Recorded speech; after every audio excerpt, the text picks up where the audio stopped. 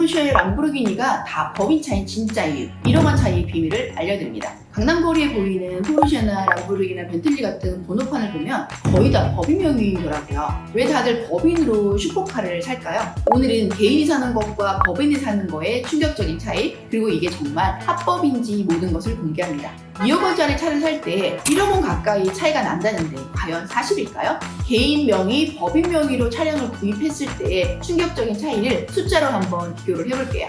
포르쉐 911 카레라의 경우 차량가가 2억 원 정도 하는데 약 3억 4천만 원 정도 되는 소득을 벌어야지 살 수가 있어요. 실수령액이 거의 2억 원인데 그 2억 원 전부를 줘야 차를 살 수 있다는 거죠. 그러니까 차 사고 나면 이제 남는 돈이 없는 거죠. 근데 법인의 경우에는 2억 5천만 원 정도 매출이 필요하고요. 법인세 20%를 빼고 나면 5천만 원 세금을 냈기 때문에 차량 구매에는 2억 원만 있으면 구입을 할 수가 있어요.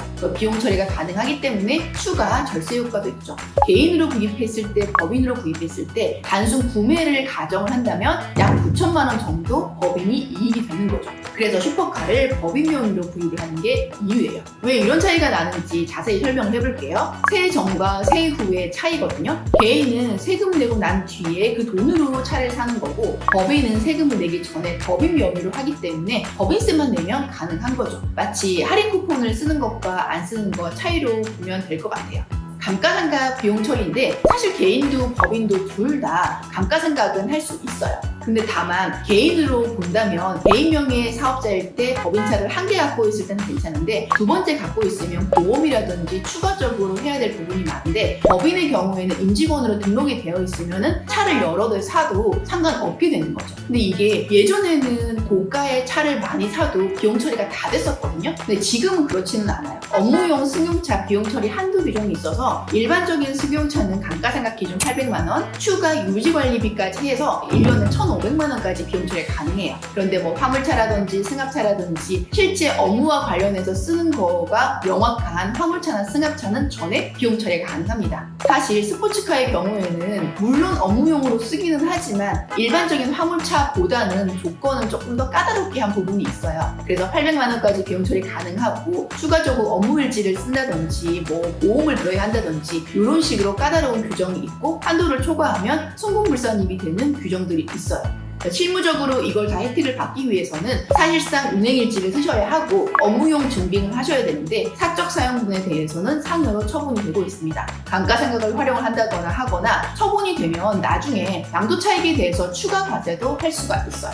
물론 법인차든 개인차든 사실 좋은 것만 있는 건 아니고 리스크도 있어요. 사적 사용을 과다하게 한다든지 운행일지를 작성을 하지 않는다든지 아니면 임직원 전용보험을 가입을 하지 않는다든지, 그러면 업무와 관련돼서 썼던 경비를 전부 다 부인이 될 수가 있어요. 그러면은 혜택받은 걸 전부 세금을 추징을 하게 되겠죠. 근데 안전한 관리 방법으로는 운행일지는 철저하게 작성을 하셔야 돼요. 그리고 업무용 비용도 실제 내가 이걸 업무용으로 썼는지 개인적인 용도로 썼는지 복수의 임직원이 쓰고 있는지 정기적으로 운행일지를 통해서 관리를 하셔야 됩니다. 정리하자면 법인차를 구매를 하는 게 개인보다는 훨씬 더 이득이긴 합니다. 약 2억 원짜리 차량을 구매한다고 했을 때 개인보다는 법인이 1억 원 가까이 이익이긴 해요. 그런데 부가세 환급은 둘 다 똑같고요. 비용 처리 혜택도 동일하게 감가상각이라든지 아니면 계산서를 받았을 때 비용 처리는 가능합니다. 그런데 한도를 초과했을 경우에는 명의가 내 걸로 되어 있는 업무용 승용차 같은 경우에는 한도를 초과했다고 하더라도 나중에 처분할 때 비용 처리 못 받은 거를 전부 공제받을 수 있기 때문에 리스나 렌탈보다는 훨씬 더 유리합니다. 그리고 운행일지 같은 경우에는 내 거이든 리스를 하든 렌탈을 하든 운행일지는 같이 써주셔야 하고,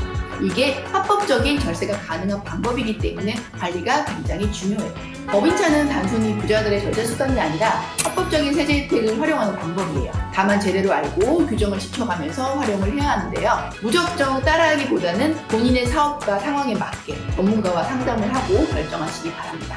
오늘 영상이 도움이 되셨다면 구독과 좋아요 부탁드리고요. 궁금한 점이 있으시면 댓글로 남겨주세요. 다음에도 더 유익한 세금 정보로 찾아뵙겠습니다. 감사합니다.